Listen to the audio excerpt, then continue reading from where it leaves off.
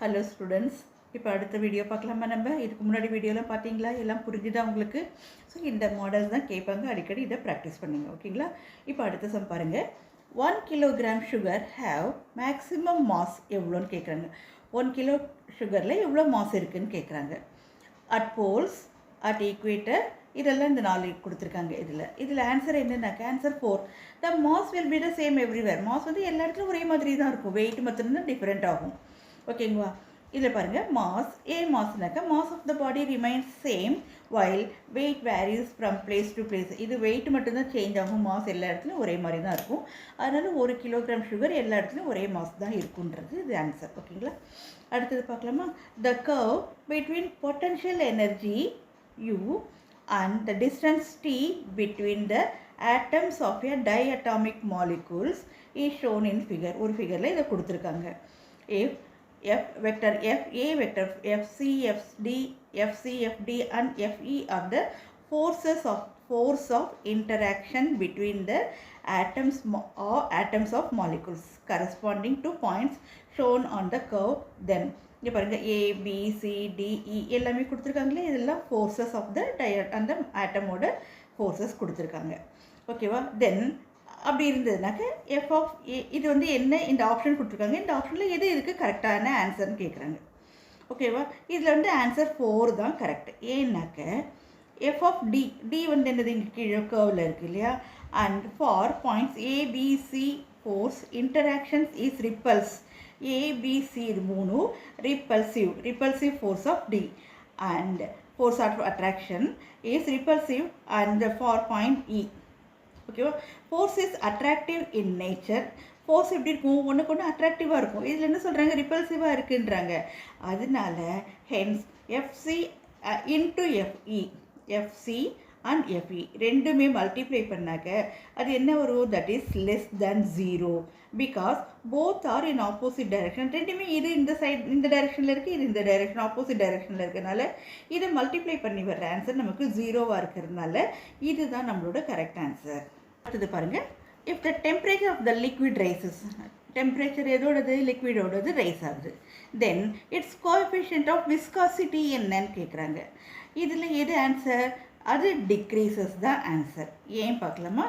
ஏன்னாக்க when temperature of the liquid increases then coefficient of the viscosity அது ஆட்டோமேட்டிக்காக அது degrees ஆகும். அதனால டிக்ரீஸ் தான் கரெக்ட் ஆன்சர். ஓகேங்களா? அடுத்த ஆன்சர் அடுத்த கொஸ்டின் பார்க்கலாமா? இந்த ஸ்பெக்ட்ரம் ஆஃப் எ பிளாக் இந்த spectrum of a black body at 2 temperature, ஒன்று வந்து T1 T அண்ட் 2T ரெண்டு இருக்குது. ஓகேவா? Let A1 and A2 be the area. இது ரெண்டுத்தோட area under the 2 curves respectively. Then the value of A1 by A2 will be என்னன்னு கேட்குறாங்க. இது ஆப்ஷனில் எது கரெக்டுன்னு பார்க்கலாமா? இது வந்து ஆன்சர் 1 தான் கரெக்டு. ஏன்னாக்க area under the curve for black body spectrum is directly proportional to the T power 4 அப்படின்றாங்க. இதுதான் ஆன்சர். இப்போ இதை வச்சு பார்க்கலாமா? ஹென்ஸ் A1 by A2 வேணும் இல்லையா நமக்கு? அப்போ என்ன சொல்லியிருக்காங்க? T power 4 இல்லையா? அப்போ T1 by T2 to the power of 4. அப்போ T by T2T அவங்களே கொடுத்துருக்காங்க, T, 2T, அதனால் அது எழுதியிருக்கோம் to the power of 4. அப்போ வந்து என்ன ஆகும்? T வந்து 1, 2 வந்து 4 டைம்ஸ் பண்ணோன்னா நமக்கு என்ன கிடைக்கும்னாக்கா 16. therefore 1T by 16T, T cancel ஆகிட்டுனாக்கா நமக்கு என்ன வரும்? 1 by 16 வரும். இதுதான் ஆன்சர். அதான் 1:16. And anisotropic material has coefficient of linear expansion என்ன கொடுத்துருக்காங்க பாருங்கள்? Alpha, 2 alpha and 2 alpha along x and xy and z axis respectively. பார்த்தீங்களா? இது x axis, y axis and z axis respectively கொடுத்துருக்காங்க. இப்போ இதோட கோஎஃபிஷியன்ட் எக்ஸ்பேன்ஷன் என்னன்னு கேட்குறாங்க. ஓகேவா? இதில் ஆன்சர் இந்த ஆப்ஷனில் எதுன்னு பார்க்கலாமா? ஆன்சர் 3 தான் இதோட கரெக்ட் ஆன்சர்.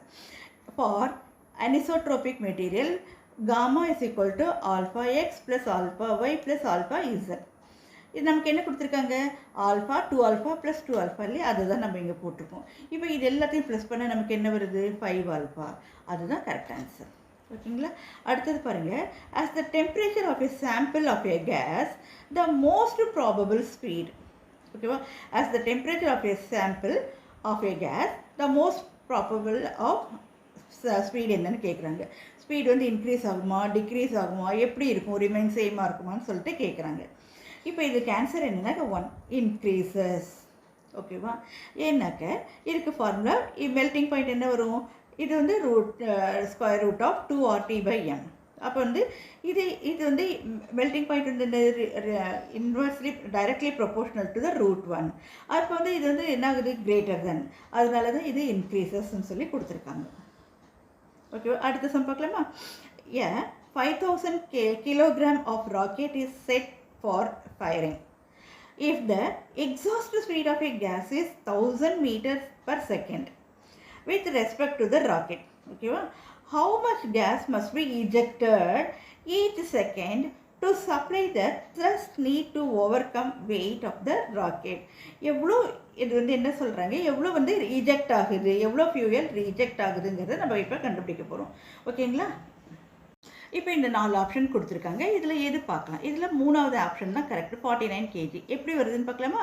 இப்போ வந்து F net is equal to F up U up minus எம்ஓங்கிறது மாஸ் இன்ட்டு கிராவிட்டி. ஸோ இது அப் வந்து எப்படி எழுதலாம், dm/dt into you.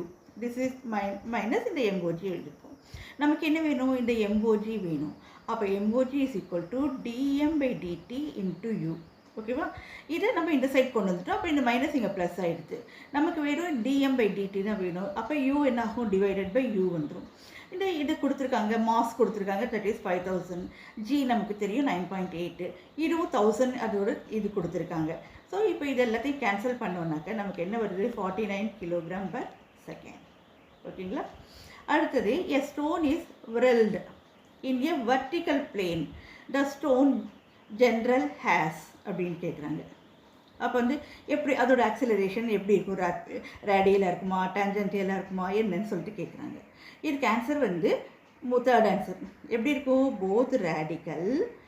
both radial and tangential acceleration in a vertical circle, speed due to work against the gravitational force. அகெயின்ஸ்டாக இருக்கிறதுனால இது டான்ஜென்டியலாகவும் இருக்கும், அதே சமயம் எப்படி இருக்கும், நமக்கு ரேடியலாகவும் இருக்கும் அப்படின்னு சொல்லிட்டு சொல்கிறாங்க. A block of mass 2 kg is kept on the floor of freely falling lift. ஓகேவா? இந்த லிஃப்டில் இதை வச்சுருக்காங்க, அது ஃப்ரீ ஃபால் லிஃப்டாக இருக்குது. ஓகேவா?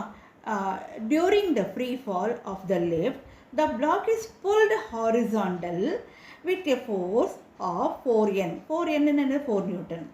The frictional force acting on the block, அந்த frictional force எவ்வளோ அது மேலே ஆக்ட் ஆகிருக்குன்னு சொல்லிட்டு கேட்குறாங்க. இதில் என்ன கொடுத்துருக்காங்க, μs is equal to 0.1 அதை கொடுத்துட்டாங்க. இப்போ ஆப்ஷன் இருக்குது, இதில் எது கரெக்ட் ஆன்சர் பார்க்கலாம். தட் இஸ் ஃபோர்த் ஆப்ஷன் தான் நம்மளோட ஆக்சுவலாக கரெக்டு. என்ன சொல்கிறாங்க, when lift is under free fall, normal reaction என்ன ஆகும், n is equal to 0. அதாவது என்னது, ஆக்சிலரேஷன் equal to gravitation. சரிங்களா? அப்போ வந்து fs is equal to mu into n. Mu நமக்கு என்ன கொடுத்துருக்காங்க, 0.1. என்ன என்னது இப்போ தான் நம்ம சொல்லியிருக்கோம் 0. ஸோ ரெண்டுத்தையும் மல்டிப்ளை பண்ண 0. So answer 0. ஓகேங்களா? அடுத்த கொஸ்டின் பாருங்கள். A body of mass m is equal to 2 kg is thrown vertically upwards with kinetic energy. மேலே தூக்கி போடுறோம், எவ்வளோ kinetic energy of 245 joules. The acceleration due to gravity வந்து 9.8 கொடுத்துருக்காங்க. The kinetic energy of the body will become half at the height of. அப்போ இது இவ்வளோ இருந்தால் இவ்வளோ இருக்குது, அது ஹாஃபாக இருந்தால் அதோட கைனட்டிக் எனர்ஜி எவ்வளோன்னு சொல்லிட்டு கேட்குறாங்க. சம் ஆப்ஷன்ஸ் எல்லாம் கொடுத்துருக்காங்க, பார்க்கலாமா சொல்யூஷன். இப்போ என்ன கேட்டிருக்காங்க, kinetic half the kinetic energy இல்லையா, அதனால் KE/2 is equal to potential energy. நமக்கு பொட்டன்ஷியல் எனர்ஜி தெரியும், தட் இஸ் mgh. ஹைட் வந்து என்னது, ஹைட்டு. சரி, இது என்ன கொடுத்துருக்காங்க, 245 கொடுத்துருக்காங்க இல்லையா, 245/2. ஆல்ரெடி என்ன இருக்குது, 2 × 9.8 × h. இப்போ இது வந்து என்ன, நமக்கு ஹைட் வேணும், அப்போ இது எல்லாம் கீழே வந்துடும். அப்போ 245 × 2 × 2 × 9.8. இதை கால்குலேட் பண்ணாக்க நமக்கு 6.25 மீட்டர் வரும். அதுதான் நமக்கு இங்கே ஆப்ஷனில் செகண்டாக கொடுத்துருக்காங்க, அதுதான் ஆன்சர். ஓகேவா? எல்லாருக்கும் புரிஞ்சுதான், நல்லா ப்ராக்டிஸ் பண்ணுங்கள், எல்லாருக்கும் ஷேர் பண்ணுங்கள், நல்லா ப்ராக்டிஸ் பண்ணுங்கள், மறக்காமல் சப்ஸ்கிரைப் பண்ணுங்கள். ஓகேங்களா? தேங்க்யூ.